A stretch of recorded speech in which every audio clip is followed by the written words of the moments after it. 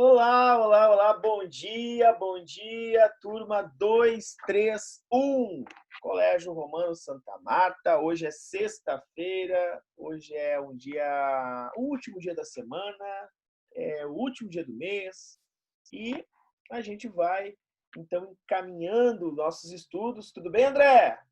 A gente vai encaminhando os nossos estudos. Eu saúdo, então, o André Martins, a Brenda, o Guilherme, a Isa, a Júlia, a Maria, minha parente, e a Mariana Guimarães. Então, todos aqui presentes. Está entrando aí agora, está entrando o Murilo também. Então, a gente começa a nossa aula aí com oito alunos, né? Sejam bem-vindos, Murilo, grande abraço. E a gente vai tentar dar continuidade, né, aos nossos estudos sobre a República Liberal Populista no Brasil. Está entrando a Eduarda, a Duda. Então, assim, a gente vai dar sequência aos nossos estudos, né? E antes da gente começar os nossos estudos, tudo bem, Duda? Seja bem-vinda, bom dia. Antes de começar os nossos estudos, eu gostaria de saber de vocês como é que andam as coisas. Então, para isso, eu vou perguntar para vocês se vocês estão entendendo o que a gente está vendo, se a gente está fazendo uma atividade que vocês possam... que vocês consigam compreender o contexto. Ó, o Júlio chegando aí. Bom, hoje está super populosa a nossa aula. A gente está com 10, agora 11 colegas em aula. Então, eu queria perguntar para vocês, tá tudo bem? Estão conseguindo compreender o conteúdo do que a gente viu, o que a gente está vendo e o que a gente vai ver? Ou alguém tem alguma pergunta, alguma questão? Pra mim tá tudo bem, Sor. Para todo mundo também? De forma geral, sim, prof. Eu perdi a aula passada, mas depois eu vou assistir. Tá, beleza, então. A aula passada, então, a gente viu o governo Getúlio Vargas, o segundo governo Vargas, que ele é eleito, então, pela primeira vez, ele vai ser eleito pelo povo brasileiro, e é ele eleito pelo povo brasileiro, pelo povo povão mesmo, né? Por que eu digo pelo povo povão? Porque ele não tem o reconhecimento, ele tem uma pressão muito grande da elite no Brasil, né? Principalmente a elite burguesa no Brasil, a elite industrial. Ele tem uma pressão muito grande dos meios de comunicação, que são essas elites que estão ligadas com o capital americano, o capital internacional. E ele ganha as eleições, né? Ele ganha de maneira avassaladora as eleições de 51. Mas ele tem um governo muito pressionado pela opinião pública, um governo muito pressionado pelos burgueses, o que vai levar Getúlio Vargas a ter muita dificuldade para governar. A gente viu isso, né? E mais, o que vai dificultar mais Vargas ainda vai ser o atentado que o seu braço direito, né, o Gregório, vai fazer ao Carlos Lacerda, que então é o maior inimigo de Vargas, né? Da opinião pública, ele que é radialista, ele vai ser chamado o Corvo, né? Porque ele vai ser impiedoso, ele vai falar muito mal de Vargas o tempo inteiro. Ele sofre um atentado no qual ele sobrevive, ele leva um tiro no pé, na verdade, né? Ele sobrevive, morre digamos, o seu segurança, que é o militar, o Vaz. É feita toda uma apuração, né? Para saber quem é que cometeu esse atentado e tal, e descobre que foi o assessor de Vargas. Bom, aí fica ingovernável o governo de Vargas. Em 54 isso ocorre, tá? Antes de chegarmos em 54, Vargas já havia feito já chegando aqui de novo a Mariana Guimarães. Antes de chegar em 54, nessa história toda, Vargas já tinha feito a Petrobras, né, através de uma campanha muito forte chamada Petróleo é Nosso. Essa campanha irritou profundamente os empresários americanos, inclusive os empresários brasileiros que estavam ligados com os americanos. Nós tivemos a instalação, né, a criação do BNDE, que é um Banco Nacional de Desenvolvimento, né, muito importante para o fomento, para desenvolver a indústria interna, e a criação da Eletrobras, né? Então, todas essas características aí já tinham sido asseguradas por Vargas antes do atentado. E de 4 de agosto até dia 24 de agosto, que é o dia que ele se mata, que ele tira a própria vida, nós temos 20 dias infernais na vida de Vargas, né? Muito bem. Onde eu quero chegar com isso? a transição do seu governo. A transição do seu governo, ou seja, as eleições de 56, elas vão ser muito conturbadas. Por quê? Tem que terminar primeiro o governo de Vargas. São 5 anos de mandatos. 5 anos de mandatos. E esse término, ele tem um vucu-vucu, né? Ele tem uma confusão. Né? Porque assume o vice de Vargas já se aproxima do UDN, né? Ele adoece, sai do governo, assume o presidente da Assembleia, né? O presidente da Assembleia tenta dar um golpe, um general chamado Lott chega lá e diz, para com isso, sem golpe aqui. Quer dizer, tem toda uma confusão. Para a gente entender melhor o que aconteceu nesta transição, eu vou colocar um videozinho para vocês, que é para vocês terem uma ideia de como é que foi esse processo de transição. É um vídeo curto, é um vídeo rápido, de 5 minutinhos. Então, atentem, prestem atenção nesse vídeo, né, que ele vai mostrar, o professor Elias vai dizer como é que foi esse processo. Depois esse vídeo vai estar também nas descrições do nosso vídeo no YouTube e mais, também vai estar lá na Iônica, onde vocês podem acessar e observar todos os vídeos do Prof, todos os vídeos que nós já fizemos, todas as aulas que nós já fizemos estão lá ou na Iônica ou ainda no meu canal, que é prof.jairobrum, lá no YouTube. Se tu não é inscrito, vai lá, te inscreve. Se tu não curte, vai lá e curte, que isso é importante para nós. Vamos nessa? Então, eu vou compartilhar aqui o vídeo do Prof. Ulisses. Vamos nessa. Qualquer coisa que vocês quiserem comentar, podem falar que eu ouço para o vídeo e a gente comenta, tá? Não tem problema. Vamos nessa.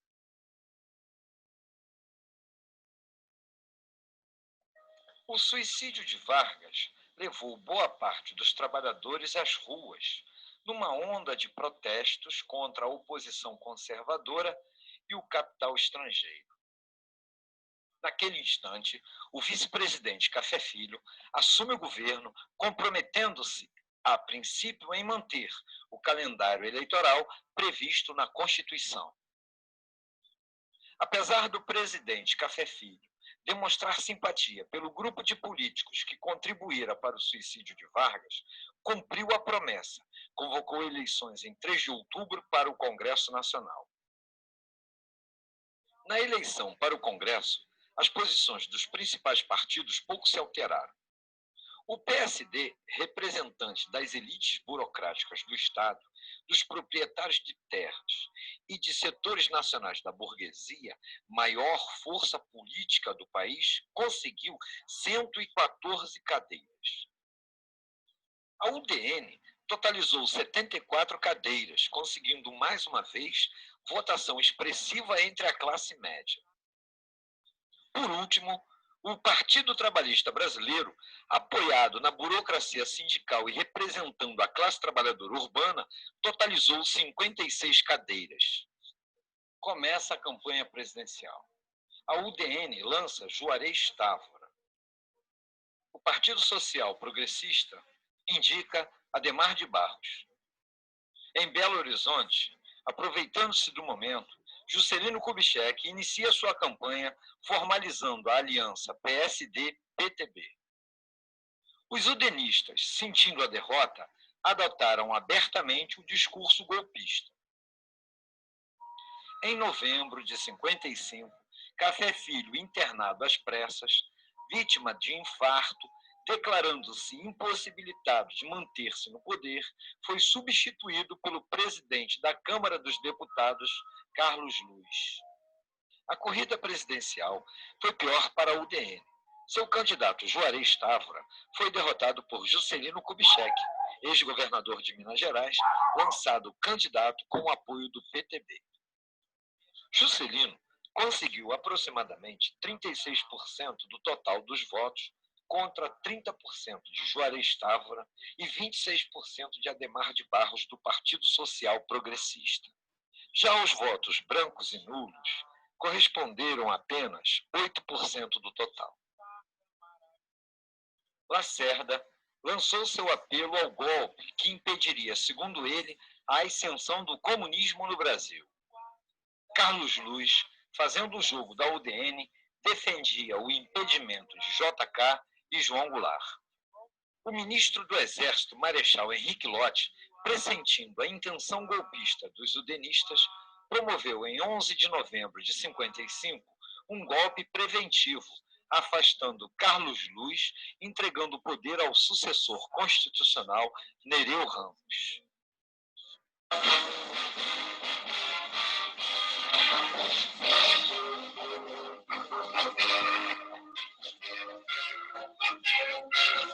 A multidão cresce a cada instante em frente ao Palácio Presidencial. A multidão penetra nos jardins.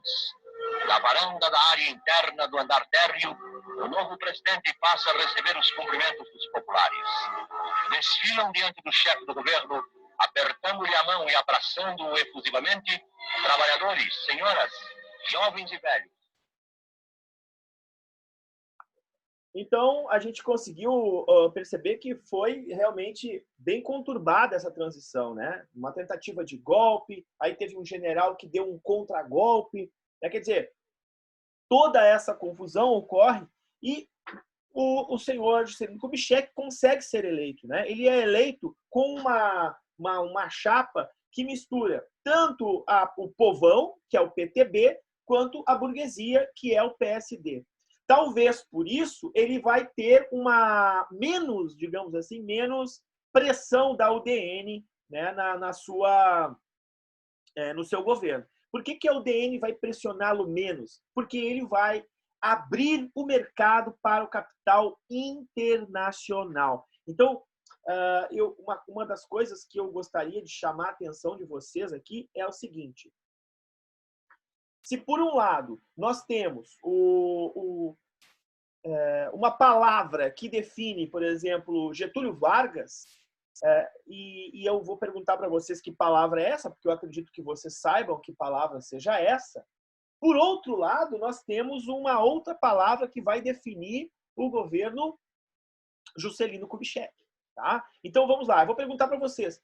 Que palavra para vocês define, a gente já falou sobre isso, que palavra define Getúlio Vargas? Ou seja, eu leio Getúlio Vargas na prova, eu leio Getúlio Vargas na parede, em qualquer lugar, tem que vir uma palavra, tem que vir um conceito na minha cabeça. Que palavra é essa? Eu tô com medo de errar. Vamos lá. Nacionalista? Nacionalista, Populista. Perfeito. Eu acho que todos vocês têm essa palavra na cabeça, porque a gente bateu aqui durante... Muito bem, Júlio, isso aí. A gente bateu aqui, ó, direto nessa tecla. Nacionalista, nacionalista. Vamos tentar entender o seguinte. Getúlio, quando assume, eu disse ainda, em 30, com golpe tudo, né? O Brasil começa a Revolução Industrial em 1930. Então, enquanto o mundo todo começou lá em 1700 e pouco, o Brasil começa em 1930. Tudo bem, beleza. Não tem problema. A minha esposa também está falando alto no telefone aqui. Se vocês escutarem, não tem problema. Vamos nessa. E a minha cachorra está latindo. Então, assim, ó, nós temos uma situação que é Getúlio vai investir na indústria interna, no desenvolvimento da indústria de base, né, do desenvolvimento de hidrelétrica, ele vai criar a Eletrobras, ele vai criar a Petrobras, ele vai criar um banco de desenvolvimento de indústrias do Brasil. Todas as indústrias, ele busca capital internacional, mas todas as indústrias, elas são fruto de um processo de autossuficiência aí, né, de autogestão, de soberania nacional. Agora, em relação ao governo Juscelino Kubitschek, a gente vai tentar entender que a palavra que vai definir Kubitschek é desenvolvimentismo. Então, vai lá, pega a caneta e anota. Palavra que define Juscelino Kubitschek, desenvolvimentismo. E por que vai definir essa palavra desenvolvimentismo Juscelino Kubitschek? Ora, porque a sua campanha ela vai ter o seguinte slogan: nós vamos desenvolver o Brasil 50 anos em 5. Cara, como é que tu vai desenvolver 50 anos em 5 anos? Que os mandatos presidenciais eram 5 anos na Constituição de 46. É com muito empenho e arrojo para esse desenvolvimento. Ele vai ter que abrir Ele vai abrir o mercado nacional para a entrada de empresas internacionais no Brasil. Qual era a ideia do Juscelino? Ele vai mesclar a indústria internacional com a indústria nacional, vai gerar emprego, vai modernizar os parques industriais e vai criar um polo industrial. Esse polo industrial, ele está criado. Onde ele se encontra no Brasil? Na região de São Paulo. Já ouviram falar em ABCD Paulista? O ABCD Paulista, lá com a professora de geografia. Professora, como é que é o nome dela mesmo? Me deu um branco agora. Limara. A Limara. A professora Limara, faz tanto tempo que a gente não se vê que eu até esqueci o nome da prof. Então, a professora Limara provavelmente vai trabalhar com vocês esses processos de desenvolvimento de áreas de produção. Essa área é uma área da Grande São Paulo, que é chamada ali São Bernardo, né? Do Campo, São Caetano. Então, essa região ali chama-se ABC Paulista na década de 60, né? E ela vai se tornar ABCD, enfim, agora, porque ela vai ampliar, né, a sua capacidade de produção. E ali vão se instalar indústrias automobilísticas, vão se instalar indústrias eletroeletrônicas, vão se instalar indústrias de bens de consumo como batedeira, geladeira, liquidificador, enceradeira, máquina de lavar roupa, carros, né, que eu já falei, ferros de passar, quer dizer, tudo que nós temos na cozinha, tudo que nós temos na cozinha, tudo que nós temos na garagem, ou que teríamos na garagem, só que nós precisamos de algumas coisas fundamentais.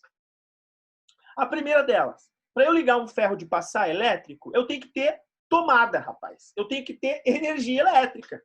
Então, se eu não tenho energia elétrica, e aí muitas pessoas vão adquirir os ferros de passar, eu não tenho como fazer esquentar o ferro. Então, eu tenho que criar o quê? Aí vai ser importante, então, que as indústrias, que as hidrelétricas sejam criadas no Brasil.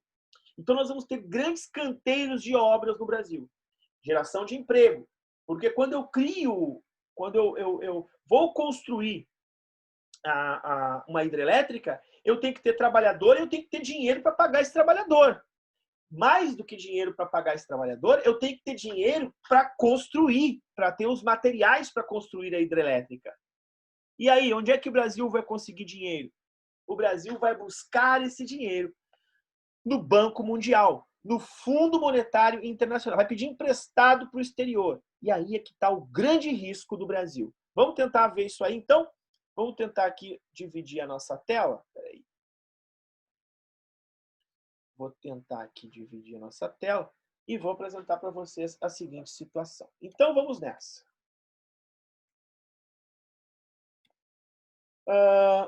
Juscelino Kubitschek, então. Presidente Bossa Nova. Bossa Nova por quê? Vai ser considerado Bossa Nova porque nessa época, gente, Bossa Nova vai ser um ritmo bem próprio do Brasil e vai surgir na década de 50, tá? Tom Jobim e tal. Né? Essa música, esse ritmo, ele é um ritmo que está mais ou menos... ele puxa aí um pouco do jazz com samba canção. Vai ganhar o mundo, né? E é um ritmo que vai, de certa maneira, ser a base dos anos dourados do Brasil. É que o Brasil vai desenvolver, que vão chegar as indústrias, os carros e tudo mais. Ele é considerado um cara desenvolvimentista e ele tem um plano para isso. O plano dele é esse aqui, ó. Plano de metas. ênfase na indústria. Então, ele precisava trazer a indústria internacional para modernizar o parque internacional, para estabelecer um polo industrial no Brasil. Então, isso a gente viu que é uma característica do seu governo. Então, está aí, né, o setor automobilístico, facilidades para multinacionais chegarem, e as multinacionais vão vir, né? A multinacional alemã, a Volkswagen, nós vamos ter a chegada da Chevrolet ou da GM, e assim por diante. Construção de estradas, porque não adianta tu ter carro, velho, se tu não tem estrada.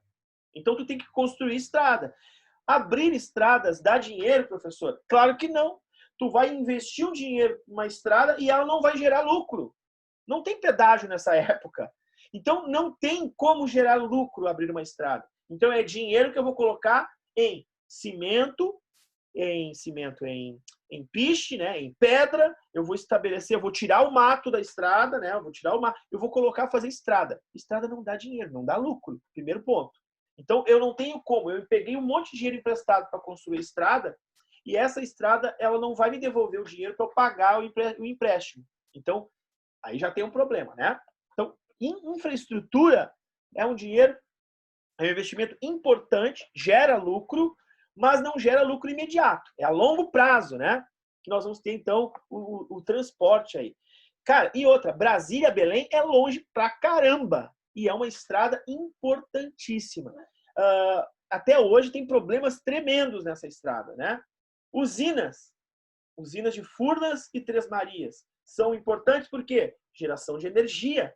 Se eu não tenho energia, eu não posso usar o ferro de passar, eu não posso ter geladeira, eu não posso ter enceradeira, máquina de lavar roupa. Não adianta. Se eu não tenho energia, eu não posso ter isso. E outra, se eu não tenho energia, eu não tenho indústria. Porque a indústria depende da energia. E a indústria chupa muita energia. Então ela vai ter que ter a criação de hidrelétricas. O Brasil vai fazer esse investimento, que também é um investimento que demora a dar uma resposta. E aí vem o brinco, né? Daí vem digamos assim, a cereja do bolo do governo Juscelino Kubitschek. Olhem só. Eu vou mostrar uma imagem aqui, ó, essa imagem aqui. Essa imagem aqui é Copacabana. Isso aqui não é final de ano. Isso aqui não é show da Shakira. Isso aqui não é show do Rolling Stones. Isso aqui não é carnaval.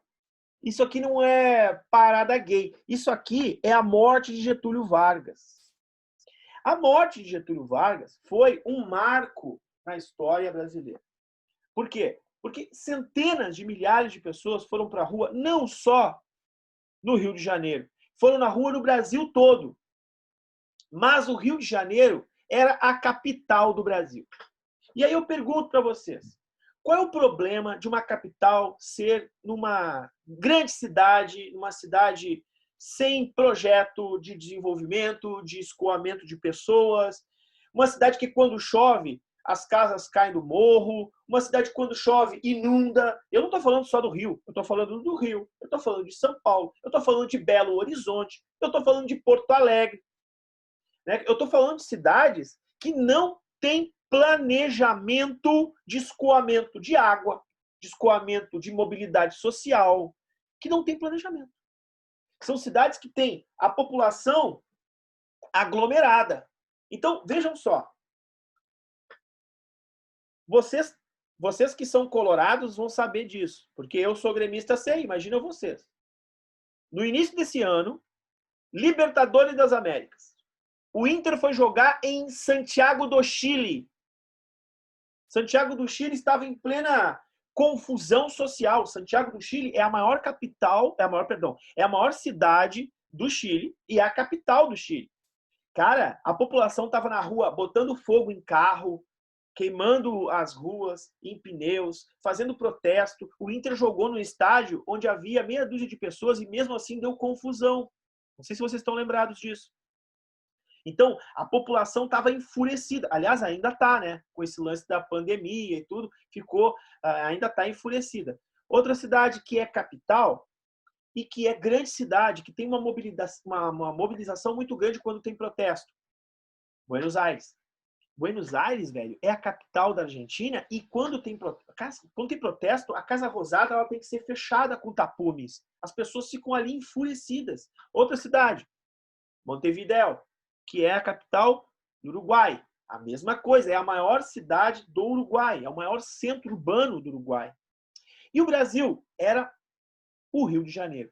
Mas aí, algumas pessoas pensam assim, mas então o Juscelino criou Brasília, né? Ele pensou nisso, em tirar a capital. Não foi ele que pensou nisso. Olhem só que loucura. Quem pensou em tirar a capital do Rio de Janeiro e passar a capital para o interior do Brasil, para o centro do Brasil, foi Dom Pedro II. Aí a gente fica, o quê, senhor? Dom Pedro II.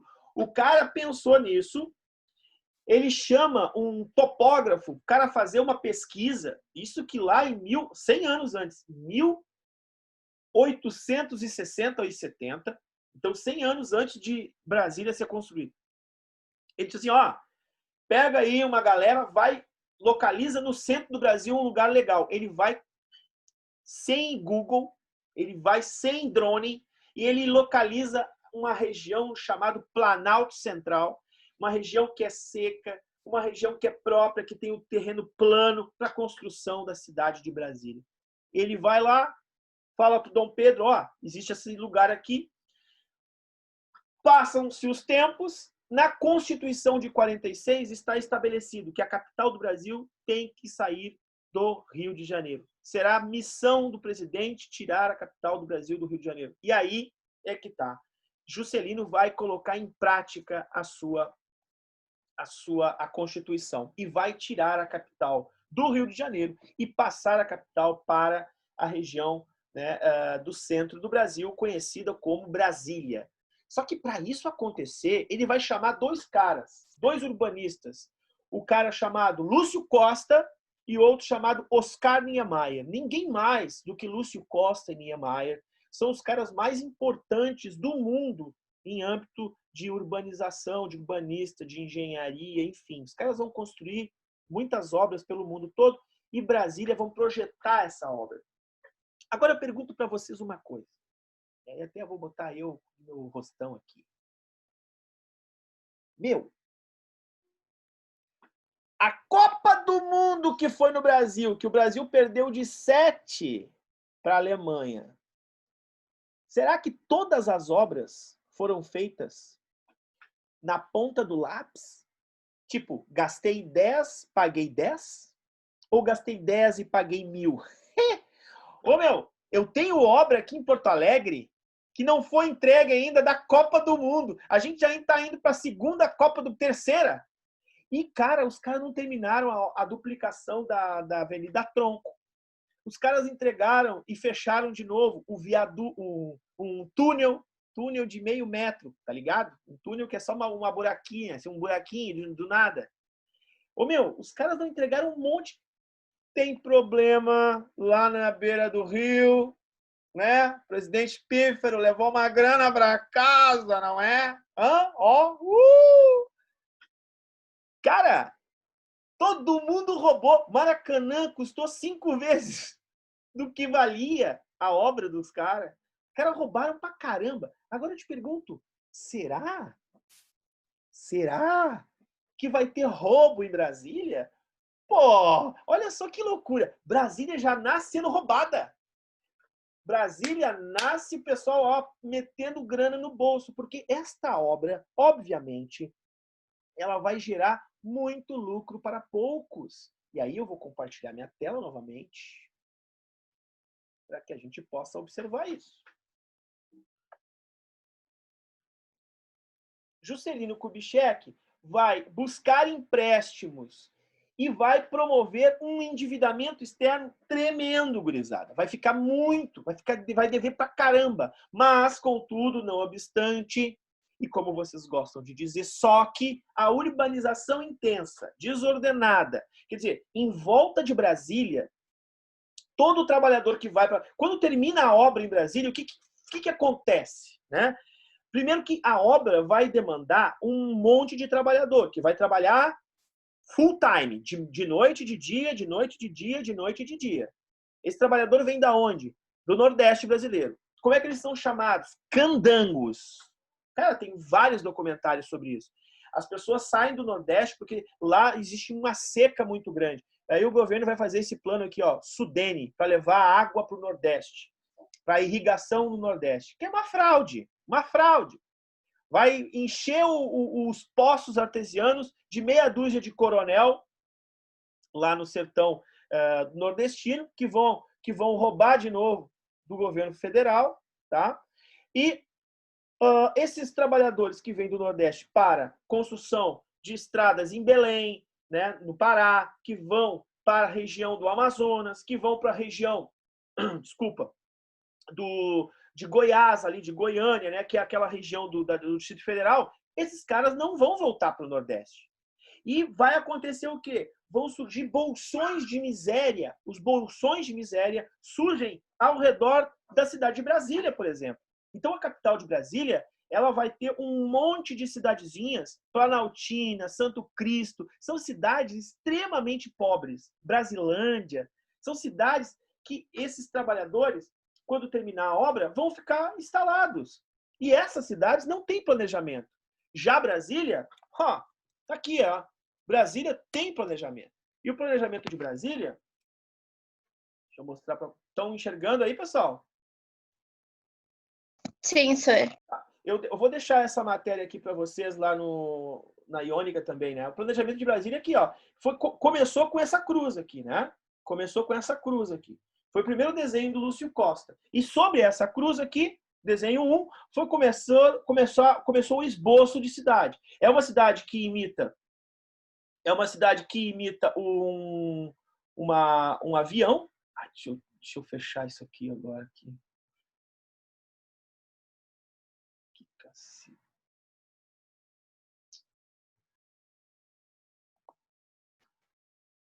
Deixa eu voltar aqui, porque não está dando. É uma cidade... tá. É uma cidade que imita um avião, né? Imita um avião. Ela tem uma estrutura que não possui esquinas quase, então é uma cidade que tem pouca mobilização social, tá? Vocês vão poder observar depois, quem quiser, né, essa obra aqui. Então, isso prova, por exemplo, que existe planejamento. Poucas cidades do Brasil são planejadas, né? A cidade de Brasília é uma delas, a cidade de Curitiba é outra, mas várias outras cidades não são planejadas e por isso tem vários problemas. Então, este aumento populacional, essa crise desordenada, esse dinheiro que é gasto e não consegue se pagar, vai fazer com que o Brasil não pague a dívida externa. E aí, é o problema. Imagine assim, agora eu vou voltar aqui. Imagina, Júlio, que eu seja o cara mais mal pagador que tem. Eu estou devendo para todo mundo. Aí eu chego para ti assim, teu professor, né, cara? Tu precisa de nota. Eu digo assim, ô Júlio, seguinte, ó, chega aí. Tô precisando de 10 conto para comprar um sanduíche aí no bar do colégio. Quando eu voltar lá com o tio, vou comprar lá com o tio. Tu me empresta 10 pila? Cara, tu vai olhar assim, tu vai ver, é o professor, tá ligado? É o professor, mas eu fiquei sabendo que o Jair é um baita de um fanfarrão, que ele não paga ninguém. Será que ele empresta? Aí tu vai olhar pra mim e vai dizer assim, ô senhor, não leva mal, mas hoje eu vim sem nada de grana. É óbvio que tu não vai me emprestar, porque eu sou mal pagador. Então vejam bem. Daquele migué, né? Aquele migué, não tem nada. Vai dar migué, né? Vai dizer que o bolso cheio de grana aqui, vai dizer assim, ô senhor, tô pelado hoje, não tenho nada, tô ligado? Tô ralado. Por que o Júlio vai dar uma de 10 KO para mim? Porque eu sou mal pagador. Agora, volta para mim. Imagine que eu sou o Brasil. Eu não paguei ninguém. Eu não paguei os meus credores. Tu acha que vai ter algum investidor querendo botar dólar dentro do Brasil? Querendo investir no Brasil? É óbvio que não, velho. Então, o Brasil, no final do governo Juscelino Kubitschek, está numa crise, porque ele está extremamente endividado, ele está desacreditado, ele está com um alto processo corruptivo no país, né? E terminamos um governo que, 50 anos em 5, construiu hidrelétricas, construiu Brasília, construiu estradas, mas construiu também um império e uma diferença social muito grande de pessoas que concentraram renda nos seus bolsos e pessoas que não concentraram, e a miséria. Então, isso vai ser muito ruim para o Brasil no final dos anos 50. E aí, queridos, que aparece a figura muito pitoresca de um cara chamado Jânio Quadros. Cara, o Jânio Quadros é hilário, porque o cara vai ter uma vassoura, tá ligado? Que ele vai dizer que ele vai varrer a corrupção do Brasil. Então ele faz uma campanha extremamente em cima do populismo ainda. Outra coisa, a eleição era tão é tão louca que é o seguinte: o mais votado seria o presidente. Até aí todo mundo está sabendo. Mas o vice-presidente seria o segundo mais votado. Imagine a situação. Imagine que o Bolsonaro seria o presidente hoje e o vice do Bolsonaro seria o Haddad. Ô, meu! Ia pegar fogo na Babilônia, tu tá ligado? Então não tem como acontecer isso hoje. Imagina naquela época. Vai causar também um grande constrangimento político no Brasil. O que nós vamos ver, quando nós vamos ver isso? Na segunda-feira, no nosso próximo encontro, porque a nossa aula está terminando.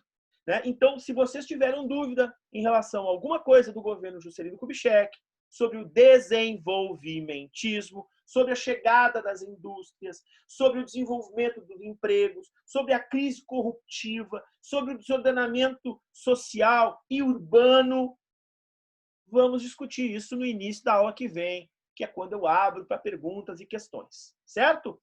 Hoje, então, nós terminamos o momento que é chamado de a era do JK, a era de ouro, ou ainda o governo Bossa Nova. E na próxima aula nós vamos ver o meteórico governo de Jânio Quadros e o golpe militar de 1964 em cima do João Goulart, chamado de Jango. Alguma dúvida? Não, prof. Que bom. Maria, André, Brenda, Eduarda, Duda, Guilherme, Isa, Júlia e Júlio. Um excelente final de semana para vocês. Se cuidem. Tchau, Sor. Muito obrigado pela presença de vocês. A gente se vê. Até mais. Segunda-feira a gente volta. Tchau, Sor. Tchau. Tchau. Tchau.